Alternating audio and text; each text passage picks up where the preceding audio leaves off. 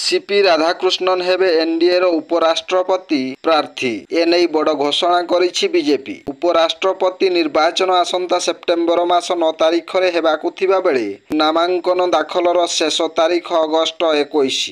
जगदीप धनखड़ गत जुलाई 21 तारिख रे स्वास्थ्यगत कारण दर्शाई पदरु इस्तीफा देइथिले। एनडीए रो संभाव्य प्रार्थींक मध्यरे अनेक वरिष्ठ नेता एवं राज्यपाल मानक नाम चर्चा रे रहिथिबा बेले सीपी राधाकृष्णन नाम को उपराष्ट्रपति प्रार्थी पाई चयन करी समस्तंकु चकित करिछि भाजपा। बीजेपी राष्ट्रीय अध्यक्ष जेपी नड्डा एही सूचना दैछंती। प्रधानमंत्री मोदी को उपस्थिति रे बीजेपी संसदीय बोर्ड बैठक रे एही निष्पत्ति निया जाइथिबा जणा पड़िछि। सीपी राधाकृष्णन वर्तमान महाराष्ट्र राज्यपाल अछंती। से तमिलनाडु रो बासिंदा एवं तमिलनाडु बीजेपी अध्यक्ष मध्य रही सारिछंती। तांको जन्म 1957 मसीहा मे मास 4 तारिख तमिलनाडुर तिरुपुर रे होइथिला। मात्र 16 वर्ष बयसरु से आरएसएस सह जड़ित अछंती। ब्यूरो रिपोर्ट जनजागरण ओडिया। वीडियो गुडी को आपण मानकु भलो लागुथिला हम चैनल को सब्सक्राइब करिवा सह लाइक शेयर करिवा को भूलंतु नाही।